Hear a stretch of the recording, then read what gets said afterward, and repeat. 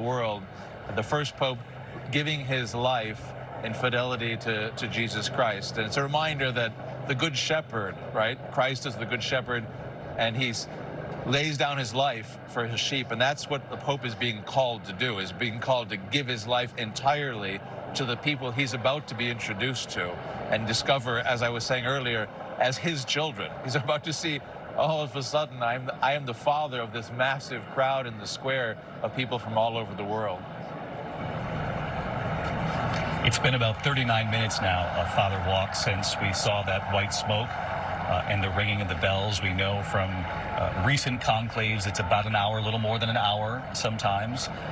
They could surprise us by coming to us a little earlier with the new Pope. But Father Walk, I'm curious what you think, and I know it's very hard to speculate, but what you think about this coming after the fourth ballot. You know, there was so much talk about 133 cardinals, more than we have seen in modern times, that they come from all over the world, that many had not met each other, didn't know each other very well. There was some who believed that meant we could be here for a little while longer, but instead what we've witnessed here is quite similar to what we saw with Pope Benedict and then with Pope Francis on the fourth and fifth ballots, having a decision so soon.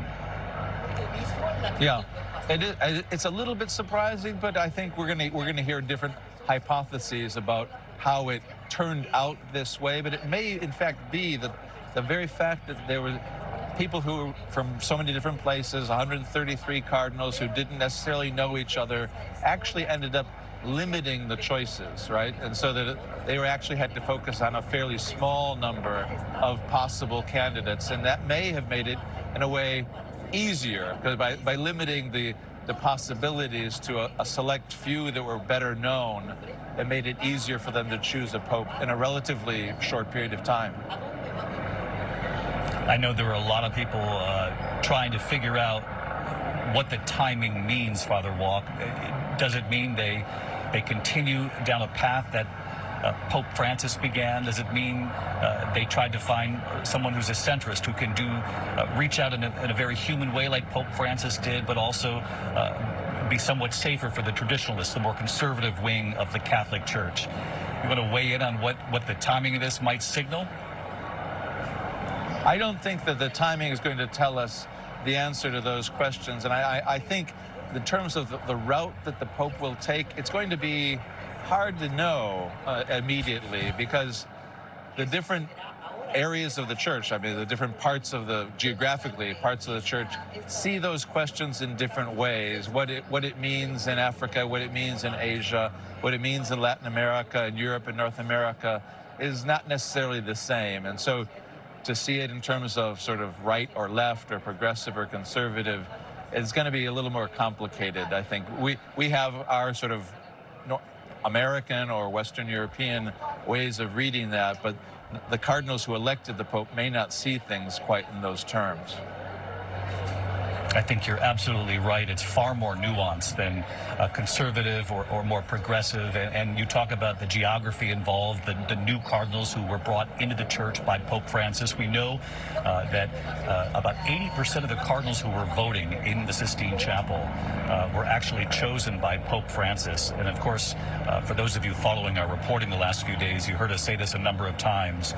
You can only vote as a cardinal if you're under 80. In fact, one of the cardinals in the room, it's his 80th birthday next week. So we got into that very influential moment just in time before those doors closed, if you will, to play a significant role. Each one of those 133 cardinals playing a very important role at this turning point for the Catholic Church. Of course, one of them is now the Pope.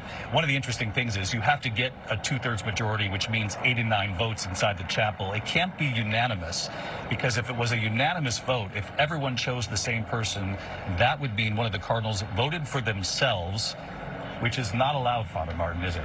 Not allowed, and also bad form, and also against humility.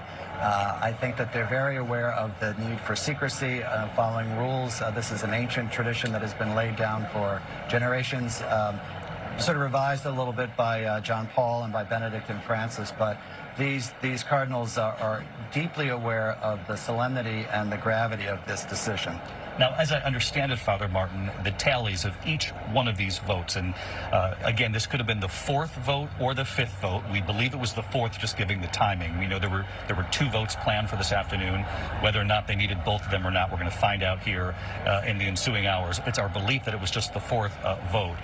But obviously, you had three cardinals in the front of that room who were chosen with each vote, and it's their job to read the ballots. They pass the ballot to the cardinal next to them, who then confirms the name, and then passes the cardinal next to them, who then reads the name aloud to the Sistine Chapel. The fellow cardinals then hear who has received a vote.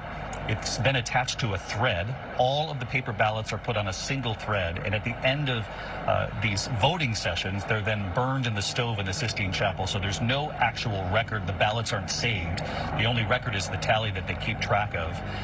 In the separate stove is where they use the chemicals now, just to make sure that that smoke is clearly white or clearly black, and I have to say, we appreciate them for doing that today, because it can be nerve-wracking when you come on the air. In the beginning of the black smoke, it looks a little gray and you're just a little uncertain, but there was really no uncertainty with the white smoke that emerged just about 40 minutes or so now ago here at Vatican City. But Father Martin, it's my understanding that with each one of these votes, the numeric tally, which they keep a record of, is then sealed and handed to the new Pope, and it's up to the new Pope whether or not we learn what the numbers were in the coming months or years. That's right. Sometimes the numbers have come out.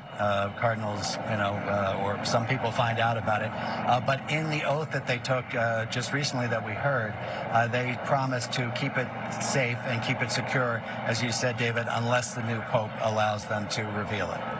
St. Peter holding the key there to the papacy, obviously extraordinarily symbolic in this moment. We'll have to wait and see how secretive these cardinals are.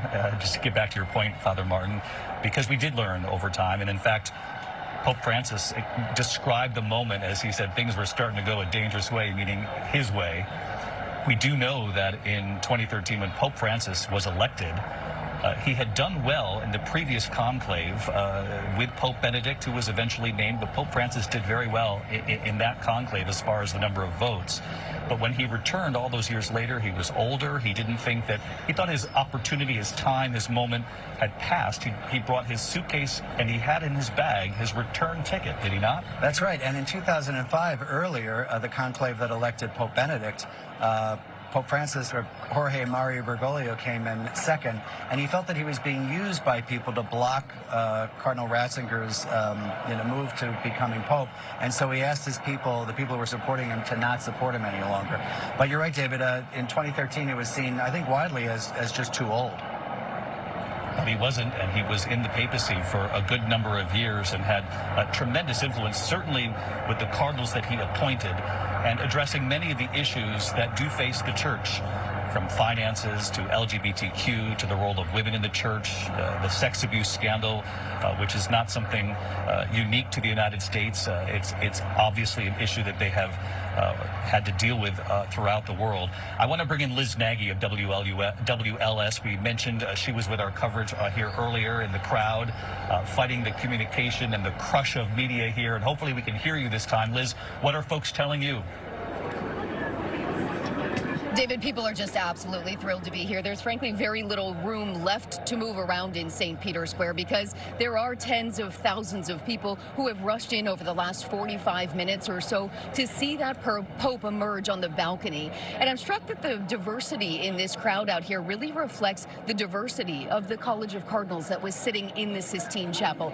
There's a person, I'm not sure you can see, propped up on a fence over there with a Brazilian flag wrapped around their shoulders. We've seen people walking around with Filipino flags, people chanting the names of their countries, but also you can see people greeting complete strangers. This is really a moment of celebration, not just for Catholics of the world, but for people who are here in Rome. I'm also struck by the number of young people who are here. We've spoken to a lot of students this week who've been studying abroad in Rome. and just happen to be lucky enough to be here during this experience. Some who say they've been moved to get more in touch with their spirituality because of all of this. There are children propped on the shoulders of their parents, and everybody's doing sort of exactly what we're doing right now, staring into the sun, trying to crane their neck and see who is going to emerge on the balcony. And because of the time of day and the westward-facing direction of St. Peter's Square, it's a little difficult, but nevertheless, people are thrilled to see who will come out there. There was one priest who just walked by a few minutes ago. I said, do you know who is going to step out on that balcony? And he said, of course, the Pope. So for Catholics who we've spoken to this week, they say it really doesn't matter who that person is. The Catholic Church is universal, and this will be their leader. David? I love the answer to that question from you. Of course, the Pope, Liz Nagy of WLS in Chicago, also joining our team here on the ground. Our thanks to you, Liz. Again, you see the cameras trained on that balcony. The Hall of Blessings, the Pope will be led down that hall.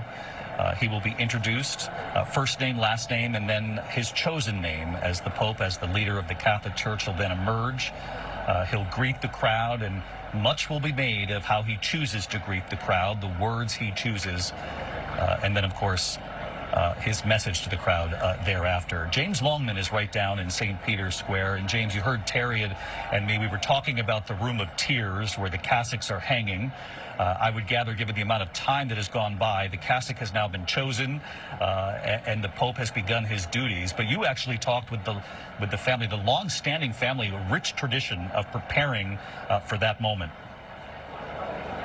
Yeah, Ranieri Mancinelli. He was a charming man, a tailor who actually both Terry and I met him, but I had the fortune of going to his tailor to see the 3 actual cassocks that were going to get delivered to the Vatican the very next day. The white cassock, the traditional vestments of the Pope. They have the 33 buttons down the front to signal every year that Christ lived. He told me that he's made 3 sizes for width, but not for height, because he doesn't want to go to all the lengths of making 3 separate cassocks, because he's going to have to make a specific one for the specific man. But it was incredibly charming to meet him. I mean, what an extraordinary man doing something so special. And he said to me that he's made a slight tweak to each of them, each of the 3 sizes, so that when the Pope, who we don't know yet, comes out on that balcony, he will alone, outside of the Vatican, know which of those 3 sizes this man has chosen, which I rather liked. But we understand that the Mancinelli tailor was a place that Francis found whilst out and about before he became Pope Francis, when then Cardinal Bergoglio was out and about. It's actually sandwiched between an ice cream shop and a pizza restaurant. And he bought his very simple silver cross from there. And so when he became Pope, he decided, well, I might as well have my vestments made from there too. So the Mancinellis have now taken on this extraordinary duty of dressing the Pope. But yes, this as yet unknown man is now dressing into one of these 3 cassocks to take on one of the most important offices in the world. The Mancinellis, the most famous and important fashion house in Italy at this moment. You don't say that very often, right, given all the other names out there in the commercial world. But, James, that's extraordinary in detail. So there is something about each of the cassocks that's actually different that only the tailor will know? Or did you ask what we should be looking for to know the difference here? He wouldn't tell us. I mean, presumably it's not going to be very, very obvious, because that would be sacrilege, I assume. But yes, some tweak, perhaps to the fold on the shoulder, perhaps somewhere on the neckline, something a tailor may only know. Those of us lay people might not actually realize what it actually is. But he wouldn't give us this little secret. He was very proud of it, though, of course. Yeah, he should be proud of it, and he's certainly deserving to have his own connection to this moment in history. You know, Lindsay, we were down in the square, and I was talking with a group of sisters from the United States, really from Ohio to Texas, New York to Michigan. They lead their congregations, and they had this trip planned long before the conclave, and they told me that they're hoping that no matter what the decision is, and again, as Father Walk so aptly put earlier, there are a number of different issues and many different ways to tackle them. It can't be just one category or the other.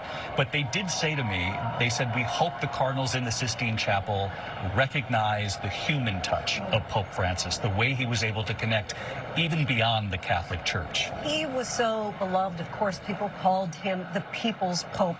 But the saying, David, goes, a fat pope follows a thin one. And the idea here is that often, whenever there's a new opportunity to elect a new pope, that it's a referendum basically on the previous papacy. And I think that that's what many people are so curious, if not anxious, to determine today. Are these cardinals going to select continuity or change? Really, and I mentioned earlier how globally religion is declining, but in particular in the Catholic Church, if you look at Europe, they lost about 1.5 million Catholics just between 2013 and 2022. Africa, on the other hand, it's the fastest growing region for Catholics. At least 20% of Catholics reside on that continent. And this is an opportunity really to change the face, a very unique opportunity that only comes along every 12 or so years. And in addition, Lindsay, to trying to grow the church, Father Martin, we find ourselves in an historical moment when you look around the world, when you see in terms of global conflict, in terms of the deep political polarization, not just back in the United States where there's a deep political divide, but in so many countries across the world and parts of Europe that we're witnessing right now as well. And in addition to trying to grow the church, which Pope Francis tried to do, he also was successful somewhat in reaching out as a global leader, whether he wanted to or not, even beyond the Catholic Church, when it came to certain issues that political leaders, were not as successful in doing. Well, I think that's right, particularly on issues of the poor, climate change, his famous encyclical Laudato Si, migrants and refugees. I think one of the things to keep in mind, though, as we're talking about the new pope, is he may be a very different kind of pope than he was as a cardinal, right? I was just speaking to a church historian who said John the 23rd was seen as a transitional pope. He called the Second Vatican Council. By some, John Paul II was supposed to be a certain kind of pope and was a different kind of pope than people expected. There really is a sense that the man who was a cardinal now has a different role, and he has to, as you say, sort of be an actor on the world stage and really be the father that John Walk was talking about. So I think if the man comes out and people think, oh, he's not my candidate, I would say we need to see what kind of pope he is, not simply what kind of cardinal he was. And not to look at it in political terms or in categorical terms, because, as you say, the moment they become pope, you would think that each one of these cardinals recognizes that the role is much larger and that the faithful around the world are counting on them to be heard. Oh, sure. And, for example, if he's from a particular archdiocese or diocese, he's focused on that archdiocese or diocese. Now he's focused on the whole world. And he knows that he has to be a father to everyone. And I think this, once again, we say the grace of office is something that they trust. So we also need to give the man at least a couple of months to see what kind of pope he wants to be. Father John Walk, for our viewers back in the United States watching, we're now more than 50 minutes past the white smoke, the ringing of the bells, where our cameras are trained on that balcony. What do you suppose is playing out inside St. Peter's right now? I imagine that the cardinals are gathering together and making their way towards the facade. I think in the past what has happened, as I recall, has been the windows that are to the side of the loggia where the Pope will appear. Sometimes those windows open first, and cardinals come out also on those balconies before. So you have a sense of sort of growing anticipation, even before the Habemus Papam moment, where we hear the names, as we were saying earlier. There's a sense of activity going on on that floor of the basilica, which is actually parallel. I mean, it's at the same level as the Sistine Chapel. They're making their way over from the Sistine Chapel into the upper level of St. Peter's Basilica, and they start filling out in the windows. There are so many of these crucial moments along the way with this conclave that is now wrapped up. You had extra omnes, which is the final order inside the Sistine Chapel, that everyone who is not an elector, a cardinal who would be voting, that they would leave. We watched those images play out 24 hours ago, people leaving the Sistine Chapel, the doors then closing. echoing across the Vatican, if you will, when those doors close. Swiss guards standing outside. And Father Walk, you bring up Habemus Papam, which the whole world knows means we have a pope. Exactly. And of course, for him, as I said earlier, he has children, and it's got to be an enormous shock for whoever is the new pope to walk out onto that balcony and look at the crowd and have that feeling they're here for me. People that perhaps didn't know who he was this morning. And all of a sudden he's in this completely new and transformative relationship with so many people, and not just in the square, but all over the world. Father Walk with us here today, Father John Walk, an ABC News contributor. And Father Walk, we appreciate your insight, helping to guide us through what's playing out. Father Martin, you know the Cardinals, many of them who were in that room voting. I just have to get inside your mind if I can. Are you wondering if it's going to be someone you know well who is now the new pope? I'm sure I am. I think it would be interesting. It's not about me, of course, but I do know a lot of the Cardinals. And I think one of the things that I really respect about them is that all of them will tell you this is the most important thing that they do, right? So some of them are bishops, and some of them are archbishops of big archdioceses. That's certainly important. But this is kind of an awesome responsibility. And I asked one the other day, I said, well, how do you feel? Are you nervous? Are you excited? Are you worried? And he just was kind of speechless. And he said it's very hard to describe. So this is something they take very seriously. In a sense, once they're made cardinals, they start thinking about it. You know, who will I elect? And I also think there's a sense of gratitude and relief. And also, David, you know, this is their boss now. And so they're sort of reconfiguring their relationship to this person who was a peer just a few hours ago. I'll ask you the same question I asked Father Walk. Do you think the relative shortness to this process signals anything that we got here on the fourth vote like we did with Benedict and Pope Francis? Well, we'll find out soon enough, but I think Father Walk is right in terms of the fact that since there were so many people from so many far-flung countries who may not have known one another, thanks to Pope Francis's desire to sort of diversify geographically, they may have focused on certain candidates, so maybe 3 or 4 candidates, which would have made for a shorter conclave. It is an enormous responsibility, isn't it, for all of the Cardinals inside that room to not only choose someone they believe in, but that they believe is the right person at this moment for the Catholic Church. Well, that's right, and it's not 2013, it's 2025. And also, David, I think there's a sense of we are choosing someone, we are electing someone, we are recognizing someone that the Holy Spirit seems to be pointing out to us, but we are also giving this man a tremendous burden. Right, so there's a kind of sense of gravity and almost pity on the person, right, that they're giving this burden to, because no one, let's face it, no one has a job like the Pope. For those of you watching from back in the United States and joining us from all over the world, it is now 7:09 here at the Vatican, shortly after 1 p.m. in the East. You're watching ABC News live coverage of the conclave, the next Pope about to be presented to the world at any moment. Of course, that's the famous balcony here at St. Peter's Basilica. The new Pope will be brought down the Hall of Blessings there behind that window you're looking at, that doorway. He will be announced first with his first name, his last name, and then his chosen name as Pope. We know that shortly after they reached that 2/3 majority inside the Sistine Chapel, which in this case meant 89 votes, and certainly this Pope likely got even more than that, that they are then asked, do you accept the results of this election to be the supreme pontiff? When they say yes, the second question, equally as important, is how do you want to be called? What is your chosen name as Pope? We do know about an hour has gone by. We are expecting to meet the Pope for the first time at any moment. That's why our camera is staying right there. You will not miss it. We know the Pope has already been brought into the Room of Tears, as it's called, and it's called that because it allows the Pope, the new Pope, to have a moment of reflection, to perhaps sort of be quiet in a moment of prayer about the new role they will take on, and perhaps shed a tear, understanding the weight of this moment.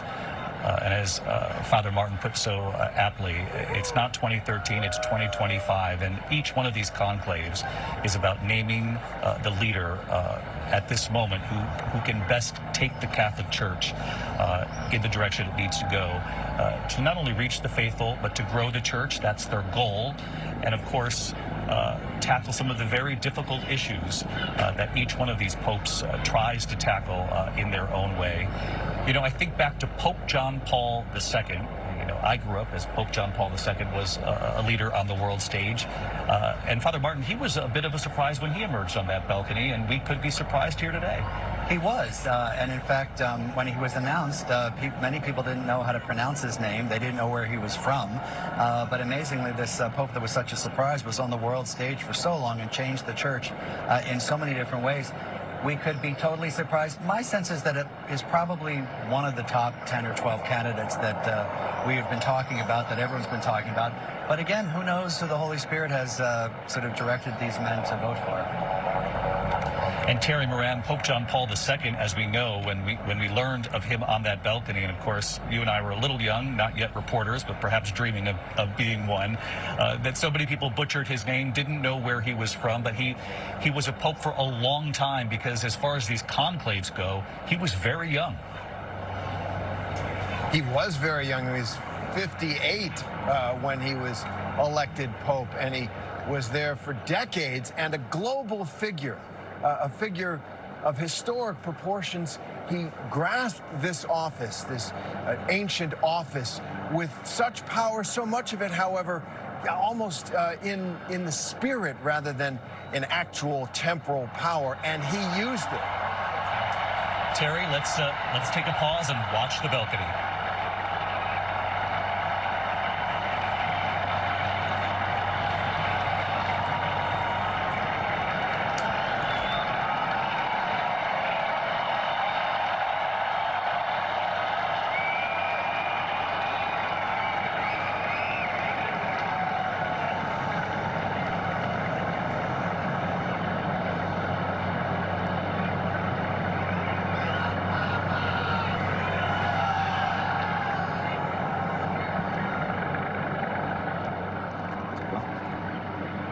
Annuncio vobis gaudium magnum.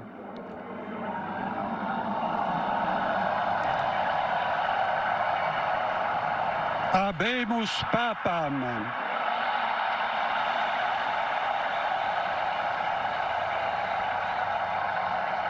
Eminentissimum, ac reverendissimum Dominum, Dominum Robertum Franciscum, Sancte Romane Ecclesiae, Cardinalem Prevost, qui sibi nomen imposuit Leonem decimum quartum.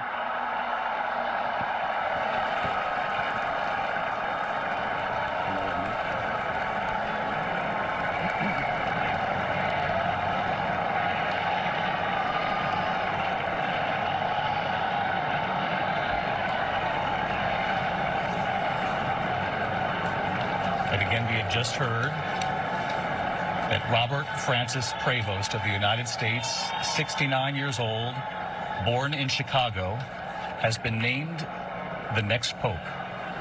There you see a picture of him on the left-hand side of your screen. There had been so much talk about whether or not there was a slim possibility that there would be an American pope, one from the United States.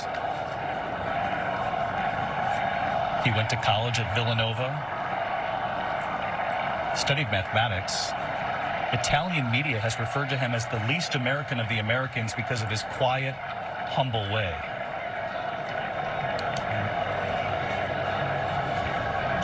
He had years of missionary experience in Peru, strong connections in Latin America and with bishops. And through the years, he said very little about the church's divisive subjects, same-sex blessings, female ordination, helping him to maintain a broad appeal before we hear from him. And the name he has chosen is Leo XIV.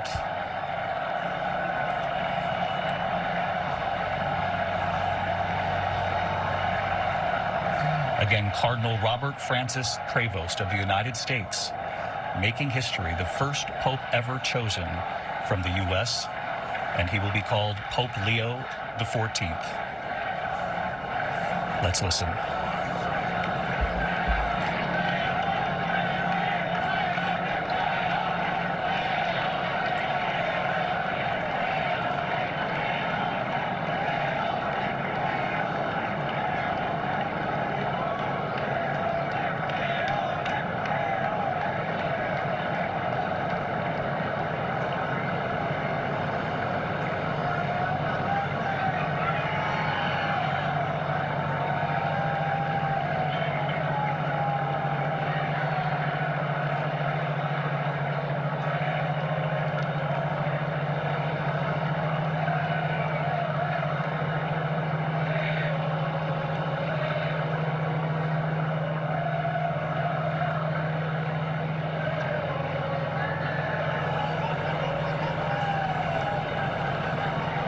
course, the world waiting to hear from the next Pope, Robert Francis Prevost, of course, the Cardinal from Chicago, originally born there, 69 years old. For the past 2 years, he served as the head of the Vatican's powerful group of bishops. He was, in fact, responsible for advising Pope Francis on picking the new bishops around the world.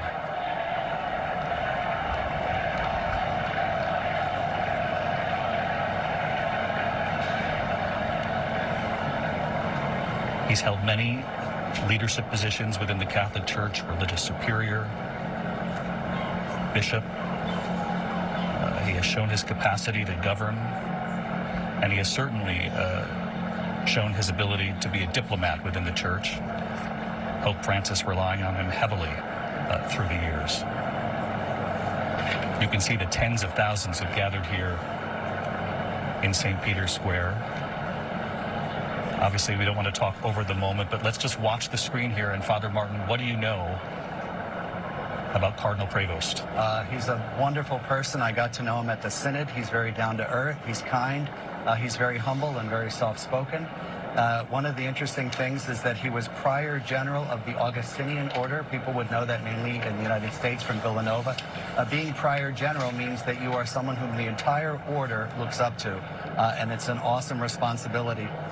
He was interestingly seen as, in a sense, the least American of the Americans because of his time in the diocese in Peru.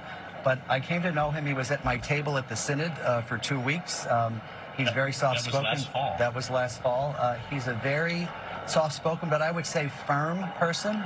He was confident in his decisions and easy to talk to, and it's quite a surprise.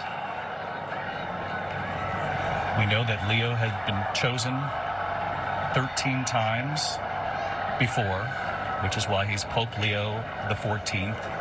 And what can we read into the name, Father? Leo the 13th was one of the founders of the Catholic social justice tradition. So Catholic social teaching really began with Leo the 13th's encyclical Rerum Novarum, which was on many things, including the rights of workers. So it's a nod, I think, and we can hear it from the new Pope, to this tradition of Catholic social teaching. The rights of workers around the world. The eyes of the world now trained on the balcony here at St. Peter's Basilica, and we have watched an extraordinary piece of history unfold here today. The first Pope chosen from the United States, Robert Francis Prevost, Cardinal Prevost, originally from Chicago, born there in 1955. Relatively young for these conclaves, 69 years old, which means, Lindsay, he could have this role as leader of the entire Catholic Church, 1.4 billion Catholics, for some time to come.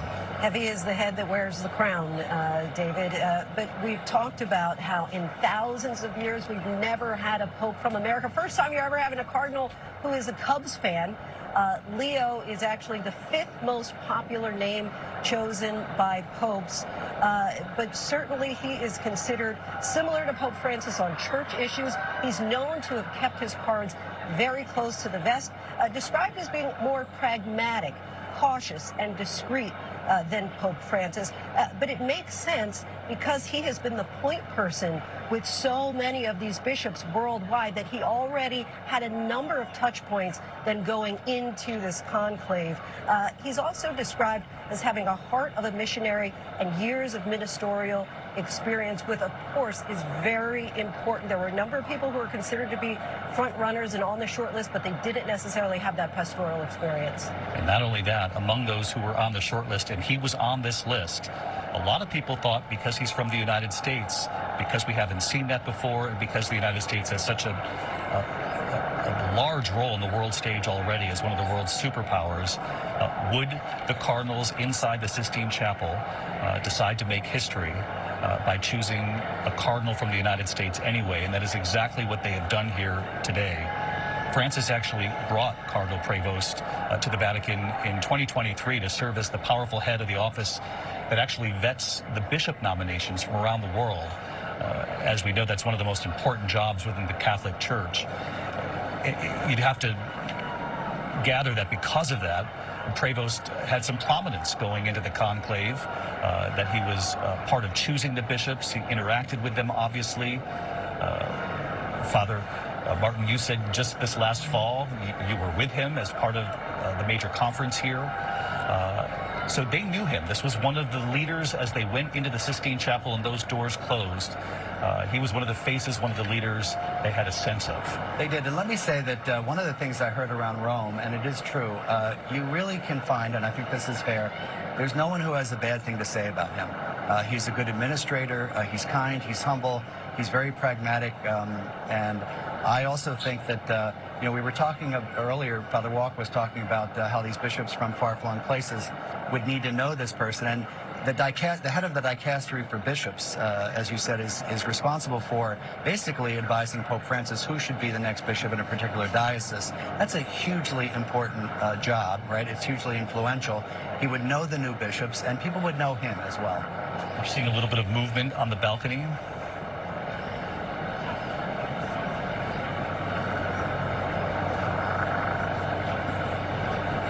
It would be impossible to overstate what this must be like for Pope Leo XIV from the United States. Let's listen.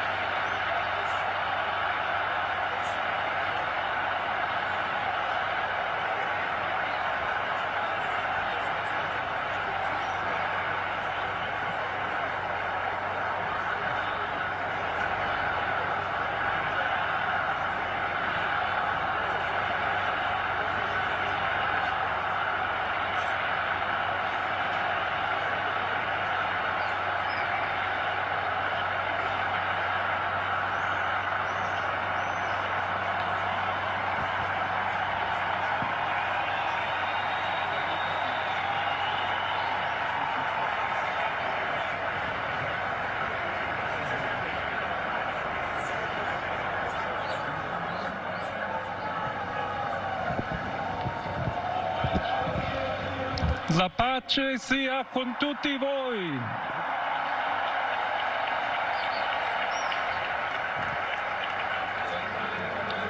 Fratelli, sorelle carissimi, questo è il primo saluto del Cristo risorto, il buon pastore che ha dato la vita per il gregge di Dio. Anch'io vorrei che questo saluto di pace entrasse nel vostro cuore, raggiungesse le vostre famiglie, a tutte le persone, ovunque siano, Greetings, a brothers tutti and i popoli, sisters. a tutta la terra. This is the La first pace greeting sia con voi. of the risen Christ. May the peace be with you.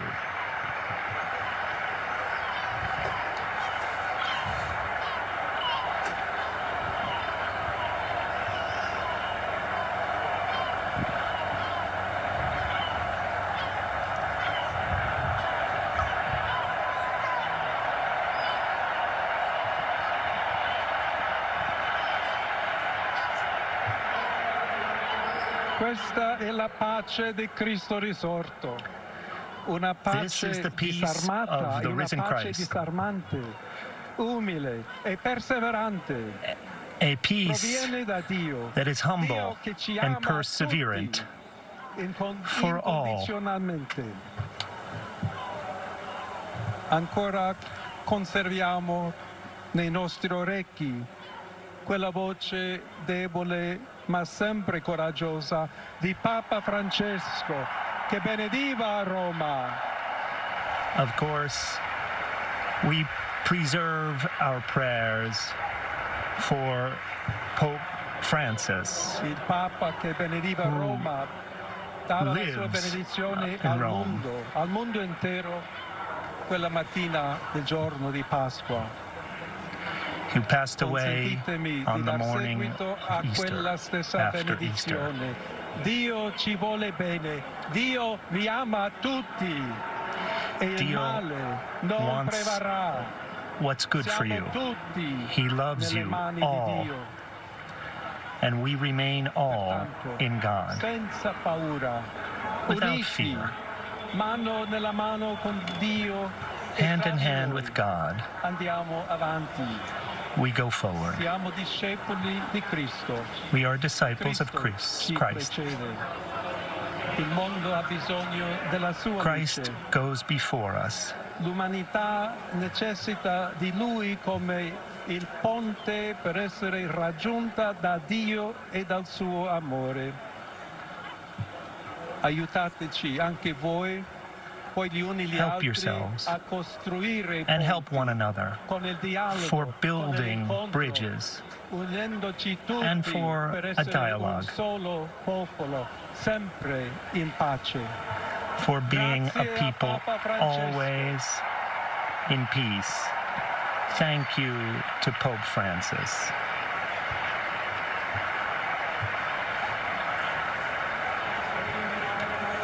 Voglio ringraziare anche tutti i confratelli cardinali che hanno scelto me per essere successore di Pietro e camminare insieme a voi come Chiesa unita, cercando sempre la pace, la giustizia.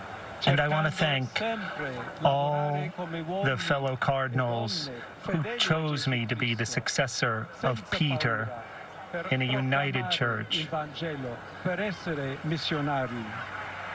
and for pronouncing the Evangelium, and for being Sono successors un figlio of di Christ Sant'Agostino, in peace. agostiniano, che ha detto: con voi Saint sono cristiano Augustine. e per voi vescovo. In questo senso possiamo tutti camminare insieme verso quella patria la quale Dio ci ha preparato. We walk together, as St. Augustine said, Alla towards Chiesa Christ, that God, on di the path that Roma, God un prepared. saluto speciale. A special greeting. Dobbiamo cercare insieme come essere una Chiesa missionaria, una Chiesa che costruisce i ponti, il dialogo, sempre aperta a ricevere, come questa piazza con le braccia aperte, a tutti coloro che hanno bisogno della nostra carità, la nostra presenza il dialogo, l'amore. We have to be a church that works together to build bridges and to keep our arms open, like this very piazza, welcoming. A todos aquellos, y en modo particular a mi querida diócesis de Chiclayo en el Perú.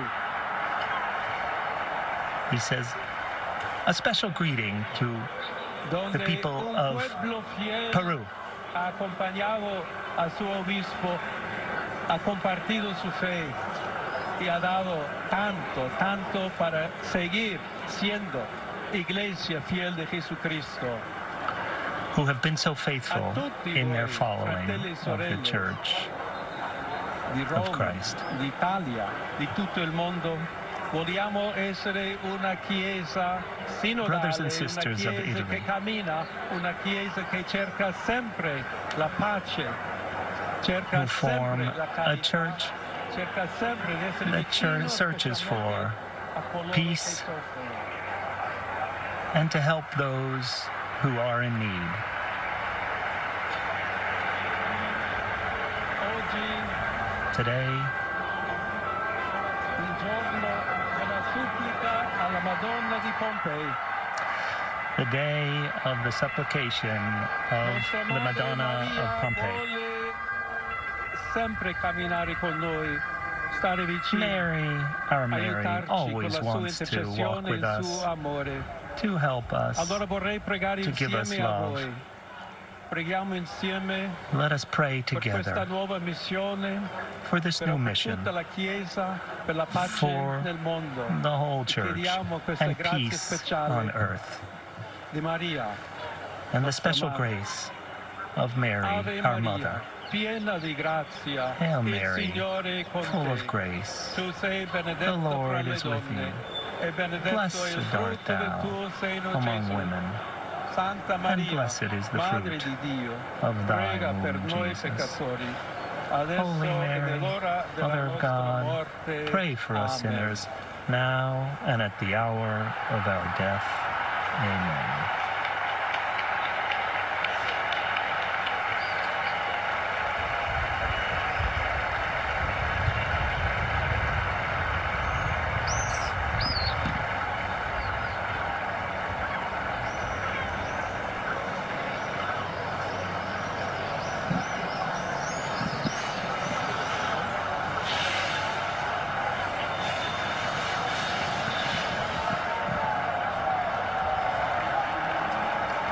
Il Santo Padre Leone, a tutti i fedeli presenti e a quelli che ricevono la sua benedizione a mezzo della radio, della televisione e delle altre tecnologie di comunicazione, concede l'indulgenza plenaria nella forma stabilita dalla Chiesa.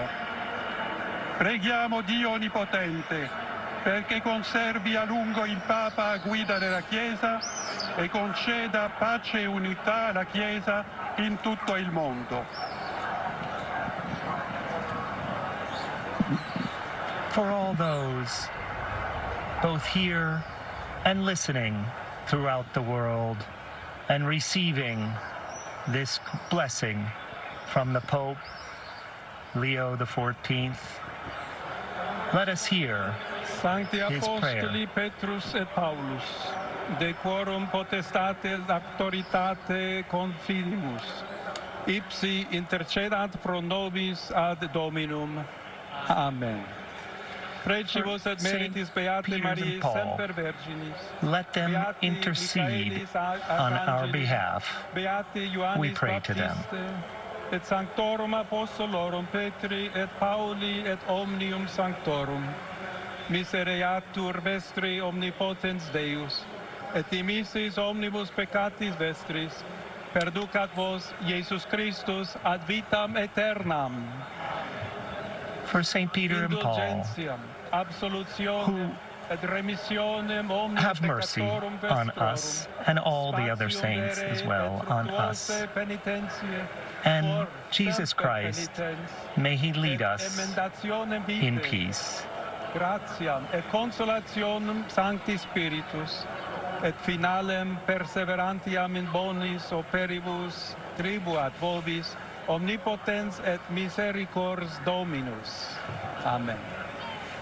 Et benedictio Dei omnipotentis, Patris et Filii et Spiritus Sancti descendat super vos et maniat semper. Of the all-powerful Lord bless you and be with you always.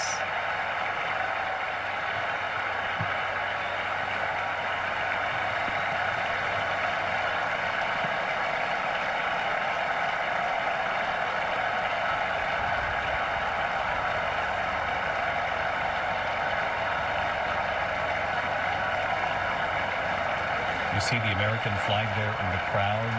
Americans, of course, among the faithful, holding up various American flags across St. Peter's Square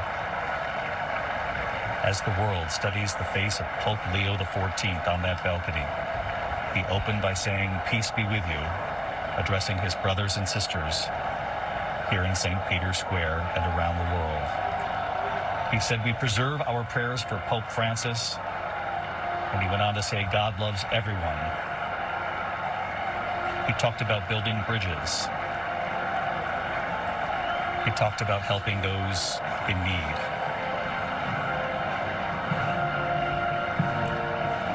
The choice of the name Leo, obviously, extremely significant.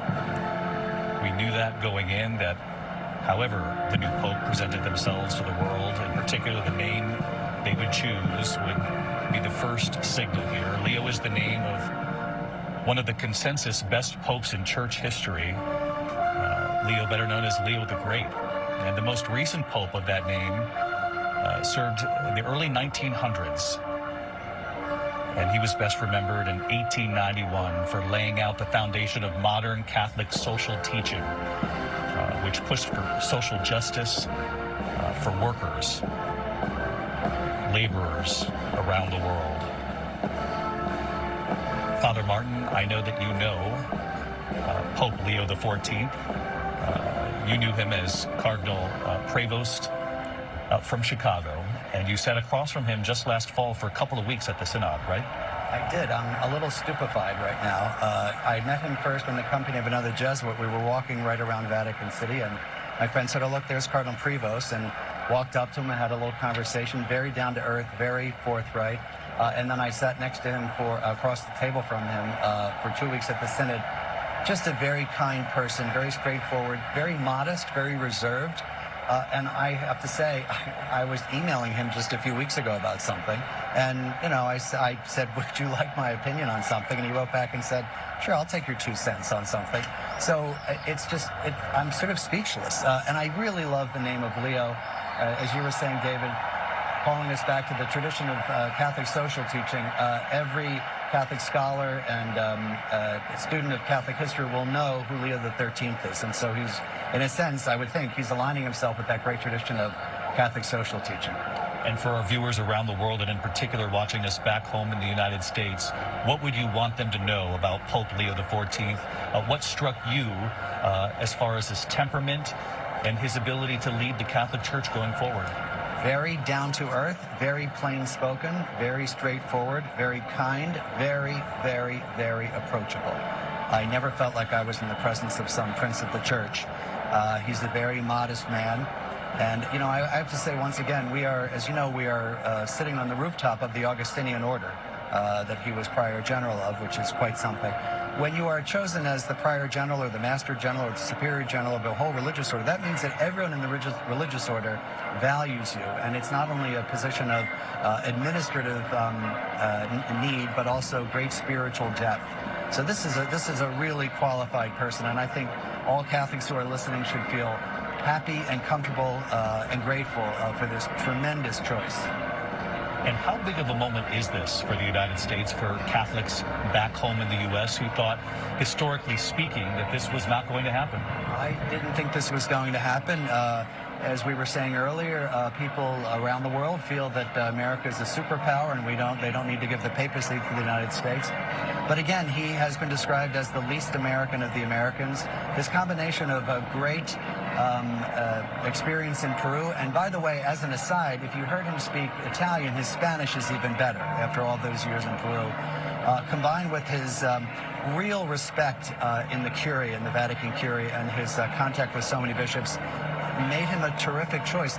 You know, I have to say, his temperament is just perfect for this job. Let's just take a moment and listen to the bells ringing here in St. Peter's Square. Let's just listen.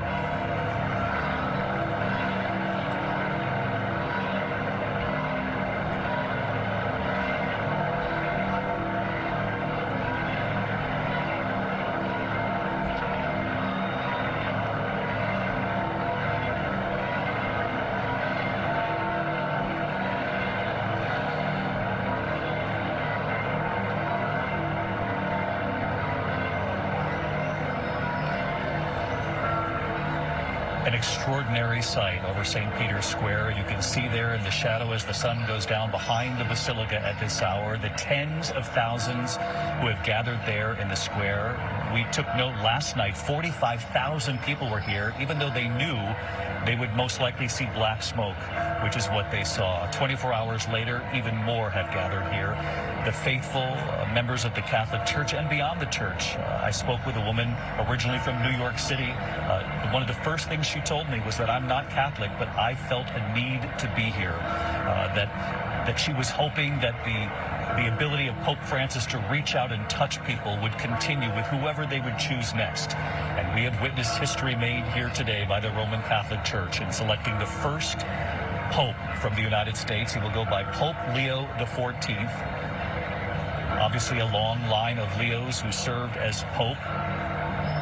But the name itself signifies, in many ways, the efforts by the Church to stand up for social justice, to stand up for workers, for laborers all over the world. And Lindsay, when you talk about global reach that many had hoped would continue after Francis, I was struck that you heard Pope Leo XIV talk about Peru and his time in Peru during his blessing there in the square.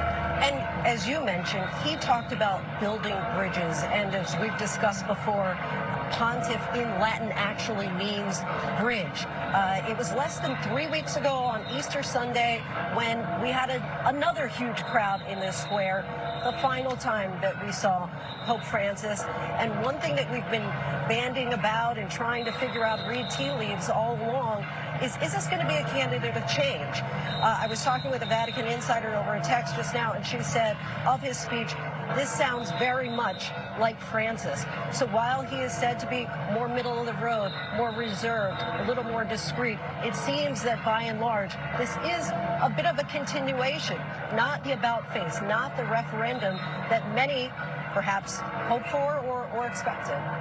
Lindsay Davis here with us, witnessing history at the Vatican as well. Again, the first Pope named from the United States.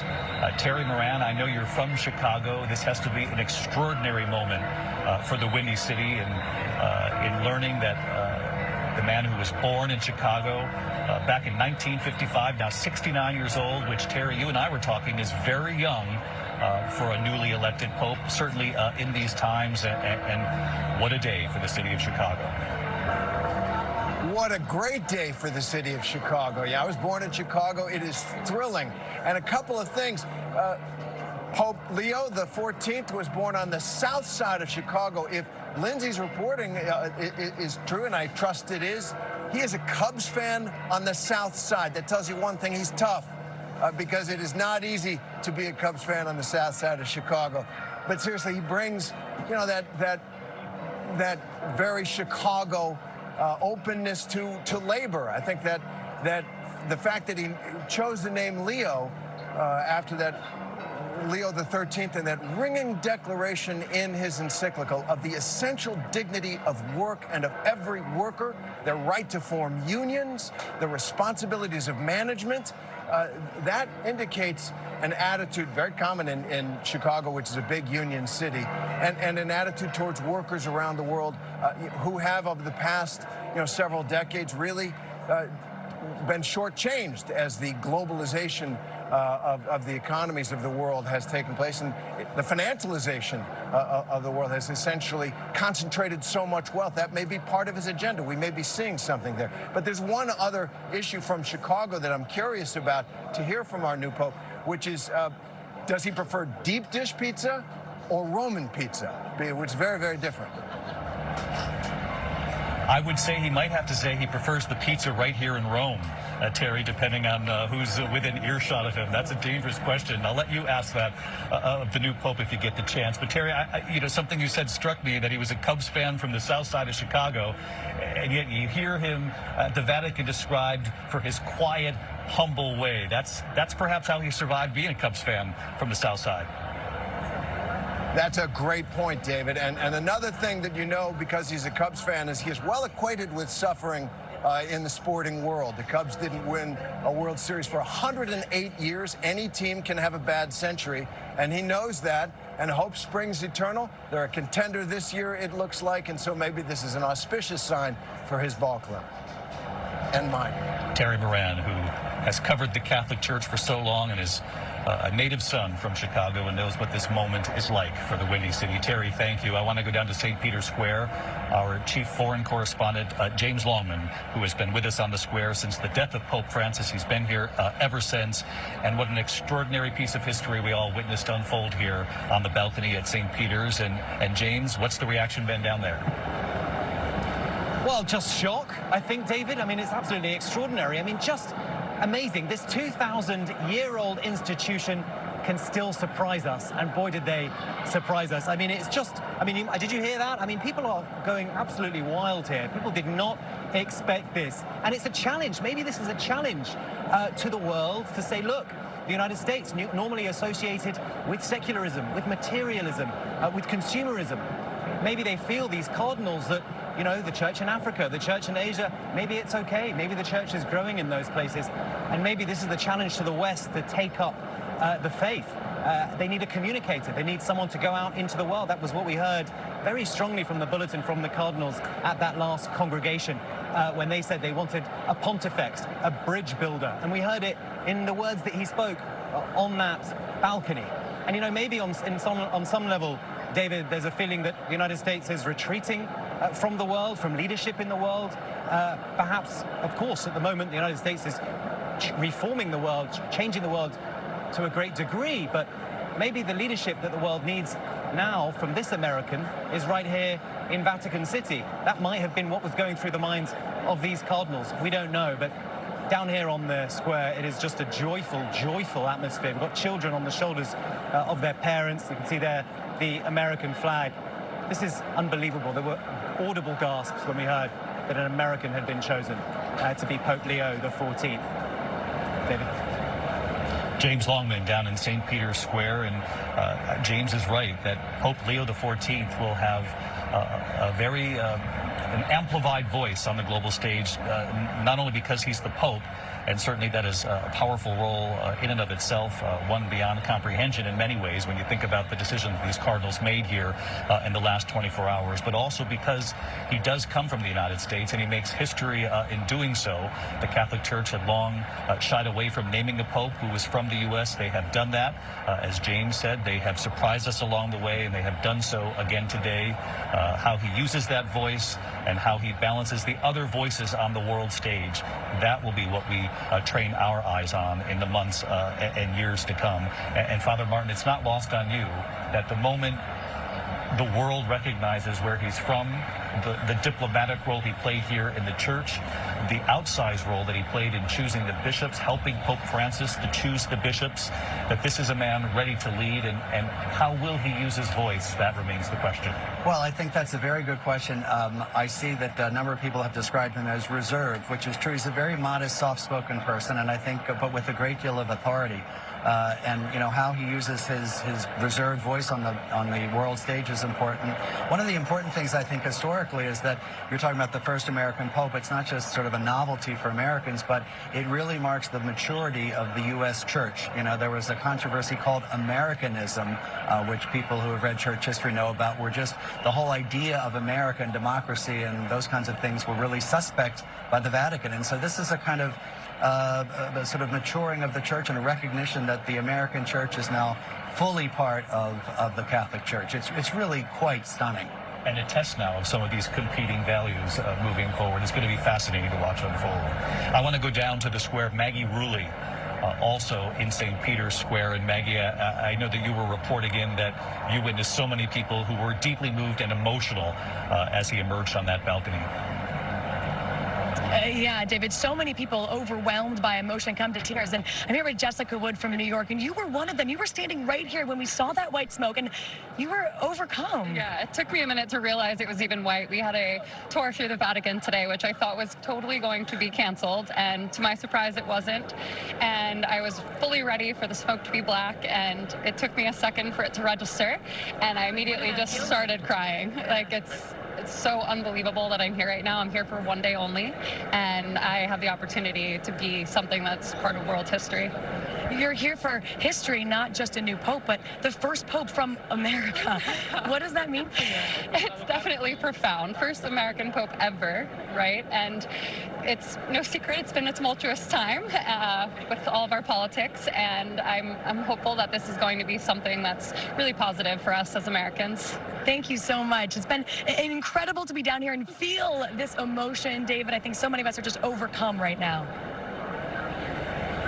So interesting to hear her describe not only the fact that she was here just for one day, and it happened to be the day that the Catholic Church announced the new pope. That's good planning, whether it was meant or not. But that she also put words to the deep political divisions, not only back in the United States, but around the world. And she remains hopeful, that young American woman, hopeful that Pope Leo XIV can offer another voice and help bring people together. And that can only be the hope of all of us moving forward. I want to bring in Father John Walk, who's also with us for our coverage here today. Father Walk, you helped us get to that balcony, down the Hall of Blessings, and describing what it must be like in preparation to greet the world. And I had asked you beforehand whether or not the timing of these votes, of 4 ballots, we learned of a new pope with the same amount of timing, essentially, that it took for Pope Benedict and then Pope Francis. And we learned today that they made history in choosing the first pope from the United States. How surprising was that to you, and what do you make of the decision? I thought it was absolutely astounding. It's a massive surprise, and it's a historical turning point, really, for the United States and for the church. I mean, to think you have a pope now who is, I think of it in certain terms as a linguistic event, and that we have a man who is equally at home in Spanish and in English. People who are near me here, when Leo XIV began speaking in Spanish from the balcony, started crying when he heard him speaking perfect Spanish. And what we're going to face now is something we've never faced before, which is Roman Catholicism, the papacy, speaking to us with an American accent. And that is a new phenomenon. And Father Walk, you heard him actually reference Peru in his blessing before the square. Certainly he has origins back in the United States, born in Chicago, as we've mentioned, back in '55. He's relatively young, 69 years old. But to make a point of talking about Peru, the time he spent there, missionary work, and as you point out, the fluent Spanish that he spoke. In many ways, those are signals that in moving forward, he is going to continue outreach in the way Pope Francis did over the course of many years. I think he made reference to bridge building, and he is going to be a bridge between Latin America and what I would call the international Anglosphere. It's not just the United States. It's all of the English speakers all over the world, which are in Africa and Asia. Right? And they're going to hear the Pope in English, which is never a native English. And that's never happened before in the history of the church. The church surprising us again this time after the conclave to replace Pope Francis, Pope Leo XIV. Our thanks to Father Walk. I want to bring in Liz Nagy from WLS, of course, our ABC station in Chicago. She's here in Rome with our team. And Liz, first of all, reaction on the streets here in Rome, and I'm sure you're already read in on the reaction back home in Chicago. What a day. David, I can almost feel the vibration of Catholics in Chicago celebrating this moment right now. People who live in Chicago must be extremely proud of Pope Leo XIV. That conversation that you and David just had, or you and Terry had just a few minutes ago about Pope Leo XIV being a Cubs fan on the south side of Chicago, whether or not he prefers Roman or deep dish pizza, those are the kinds of conversations that are surely happening in the city of Chicago right now. But it's also a very diverse Catholic community, 2.1 million Catholics in the Chicago area, many of whom speak Spanish and English. That will be something that really means something to them. A pope coming out on the balcony, the first American pope addressing the world in Spanish. Now, Pope Leo has spent much of his career outside of the United States, but has frequently returned home to Chicago. Most recently, he was there in 1998 through 2014, when he was then sent to Peru. So this will be a very unifying thing for Catholics in Chicago, something they'll very much look forward to seeing how his papacy goes. David. Liz and the team at WLS, thanks so much for giving us that perspective, and we're sure the hometown is extraordinarily moved by the history made by the Catholic Church and the belief these cardinals, the 132 other cardinals who were gathered in that chapel, the belief they had in Cardinal Robert Francis Prevost from the United States, who is now Pope Leo XIV, choosing the name Leo. There have been several Pope Leos before, but Leo and the significance of that choice, standing up for social justice around the world, and to stand up for workers, laborers around the world. He said we must reach out to those in need. He said God loves everyone. A stunningly magnificent day here at St. Peter's Square. You can see the sun setting behind St. Peter's Basilica. The entire team will be here later today for a special edition of World News Tonight. Again, an historic choice by the Catholic Church, Pope Leo XIV. Born from Chicago and the United States, spending time all over the world, and here at the Catholic Church in Rome, he'll serve as the next Pope. I'm David Muro from all of us here at ABC News. Thank you for being with us. I'll see you for World News Tonight. Good day.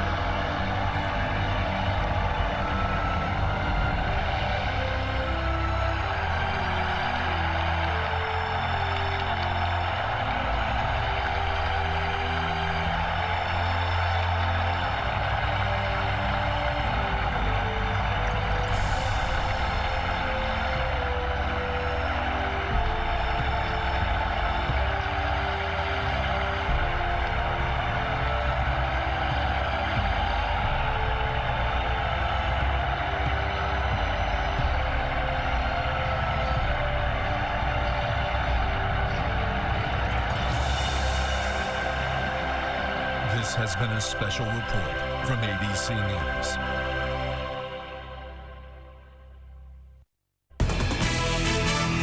From ABC 7, live breaking news. Confermiamo nei nostri orecchi quella voce debole ma sempre coraggiosa di Papa Francesco.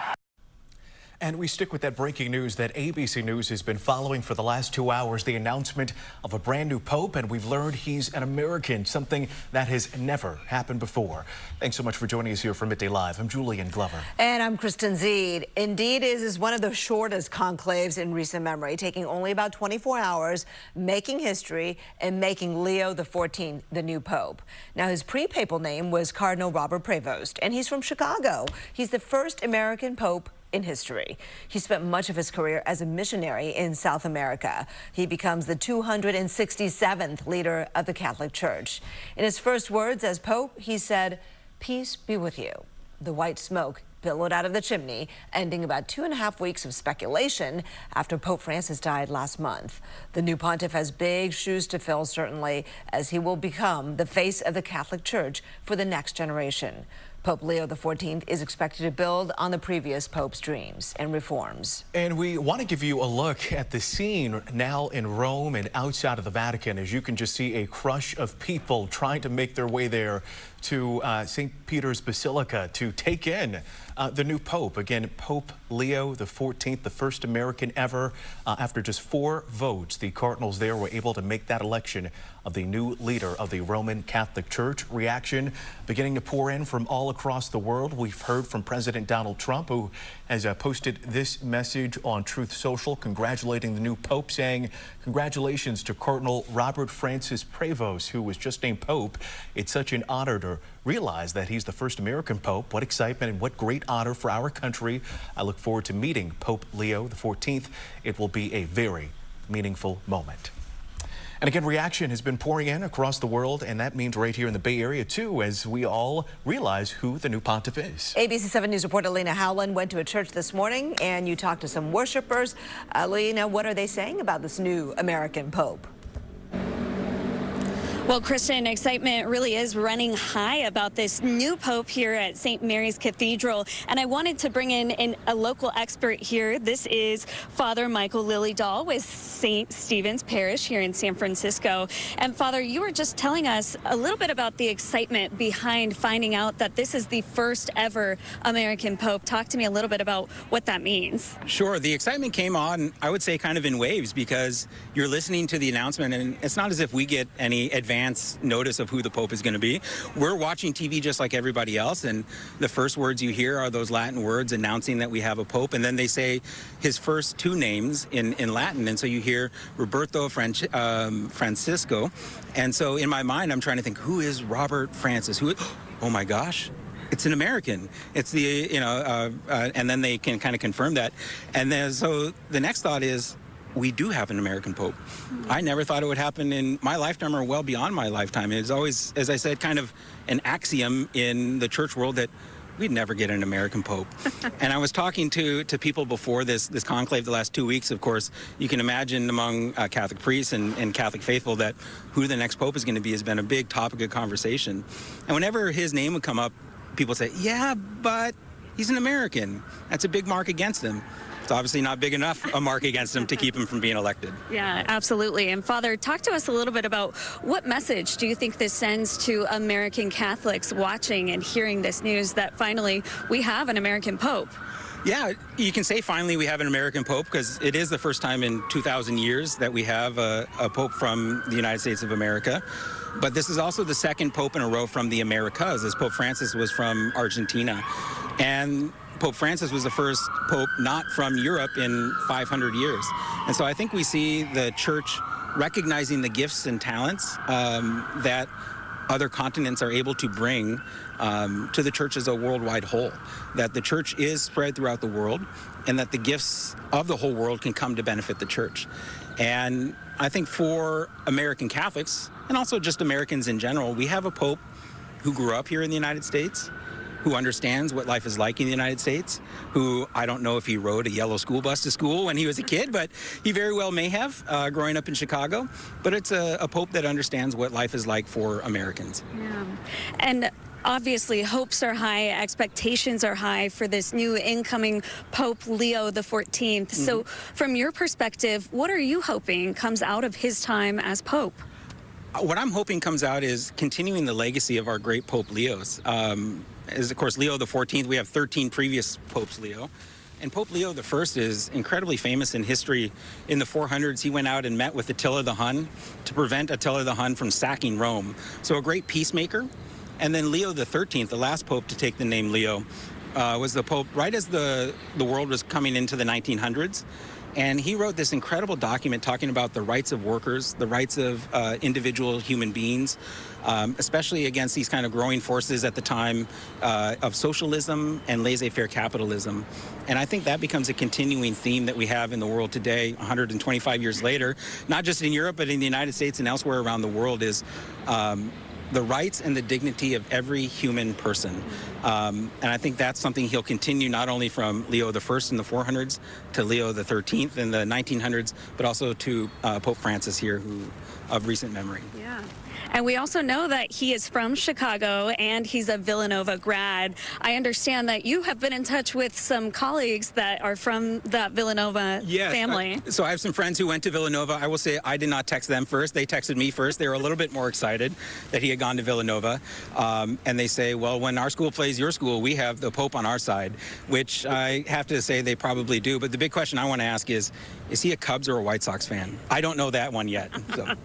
To be continued. We'll see if we can find out. Thank you so much for your time, Father. A lot more to come on this coverage of our very first ever American Pope. For now, reporting live in San Francisco, Lena Howland, ABC 7 News. Okay, Lena, we appreciate it. Thank you so much for your live reporting right there. You'll want to stick with ABC 7 News for the very latest updates.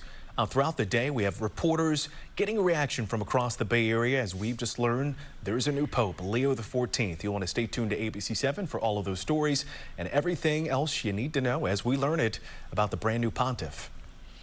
President Trump says he has a deal. Trump today announcing a tariff deal with the UK. It's the first one since he unleashed his wide-ranging tariffs against almost all other countries.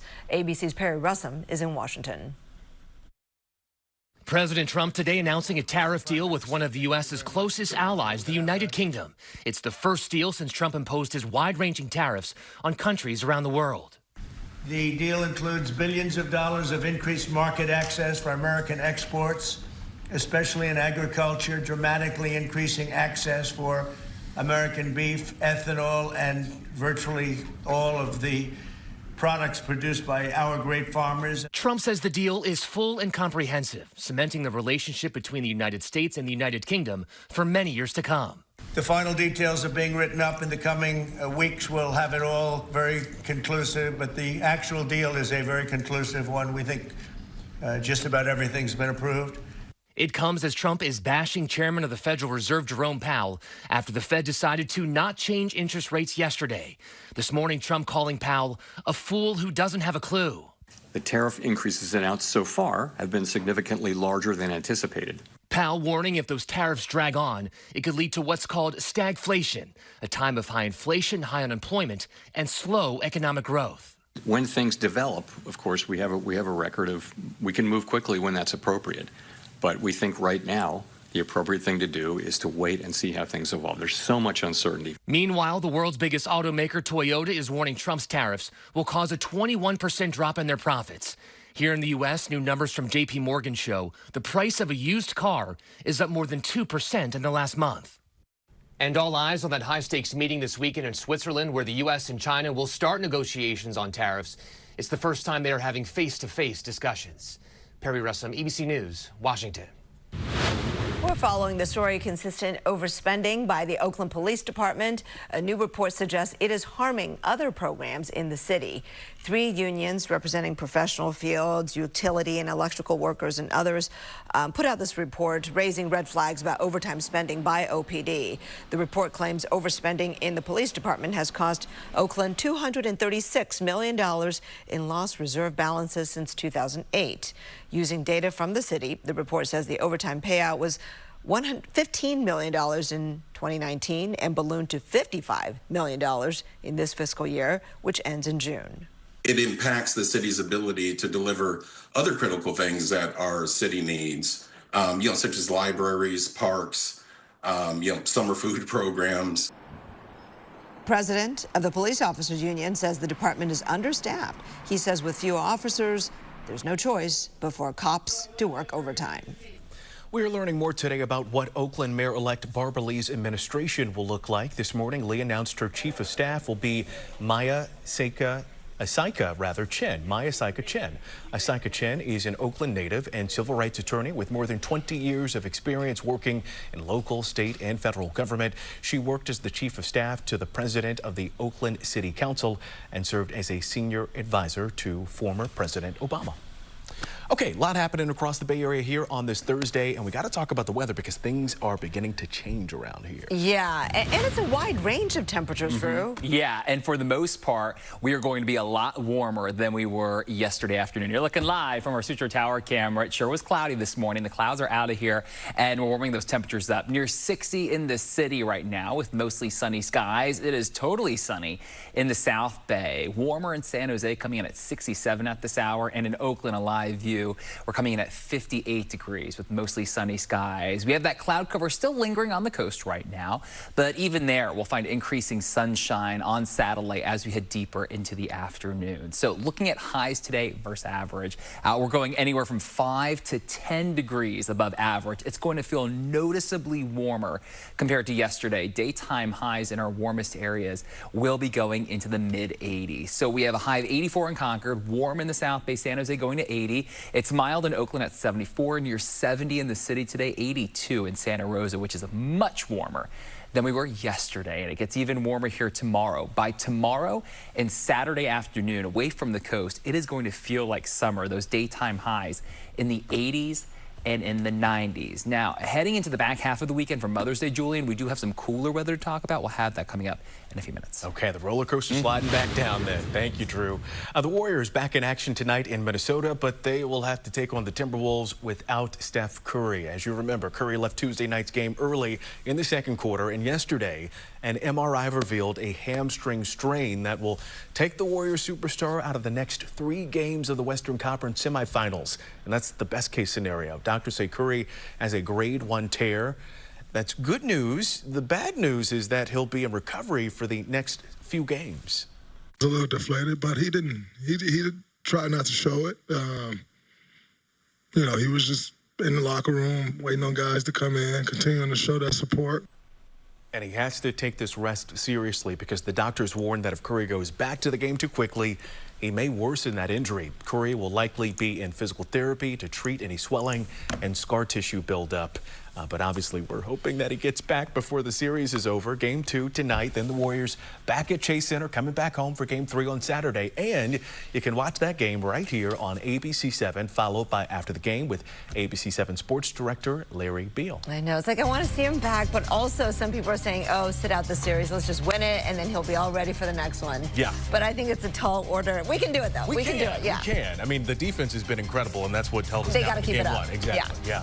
Well, still to come here on Midday Live, paying tribute to our fallen heroes. The city of Oakland remembering those officers lost in the line of duty.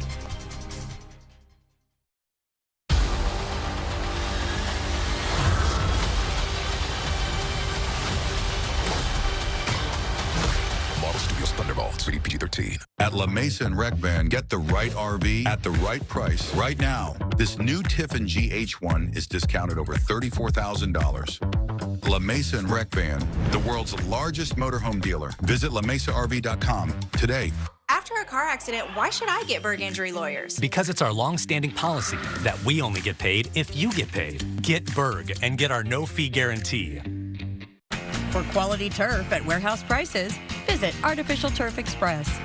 This is a call to all my fellow Americans, to the ones who won't be wronged or ripped off. Then we're on to the con Americans. With Pure Talk, you get a lot more beans for your buck. Unlimited talk, text, and data for just $25 a month, which is half the cost of the big 3. All on the same most dependable 5G network. So join your fellow Americans today. Go to puretalk.com. This is your calling. It's time to answer. Salonpas Lidocaine Flex, a super thin, flexible patch with maximum OTC strength lidocaine that contours to the body to relieve pain right where it hurts. And did we mention it really, really sticks? Salonpas, it's good medicine. At La Mesa and Rec Van, get the right RV at the right price right now. This new Thor Chateau is discounted to just $479 per month. La Mesa and Rec Van, the world's largest motorhome dealer. Visit LaMesaRV.com today. Stay with ABC7 News all day long for live breaking news, original programming, and weather where you live. ABC7 24/7. Watch wherever you stream. America's #1 news, ABC News, now streaming 24/7 on Disney+.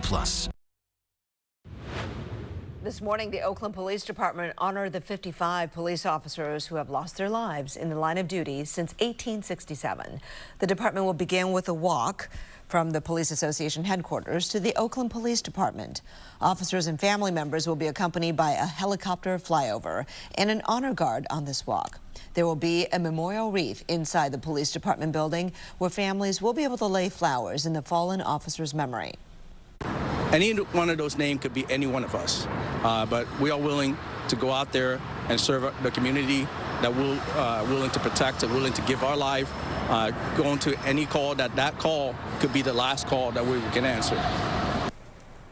It has been over a year since the death of Oakland police officer Jordan Wingate on April 20th, 2024. He was the last officer in the department to die in the line of duty. Up next here on Midday Live, the latest store in San Francisco Center Mall that's set to close. And Drew will be back with a warmer forecast. Yeah, we have that warming trend. You're already feeling that this morning. Temperatures above average this afternoon, and then tomorrow it gets even hotter around here. A live look outside from our Emeryville camera. Nice and sunny. The Active Weather forecast is next. We go behind the doors of the most lavish homes on the market. Next, Tamron Hall. ABC's David Muir, the most watched newscast in America. More Americans watch ABC's World News Tonight with David Muir than any other newscast. I love that my daughter still needs me, but sometimes I can't help due to occasional stabbing and burning in my hands and feet. So I use Nervive. Nervive's clinically studied amount of ALA reduces nerve discomfort in as little as 7 days. Now I can help again. Feel the difference with Nervive. Welcome to the 100-degree sweat test. Which one of these two antiperspirants can stand up to the heat?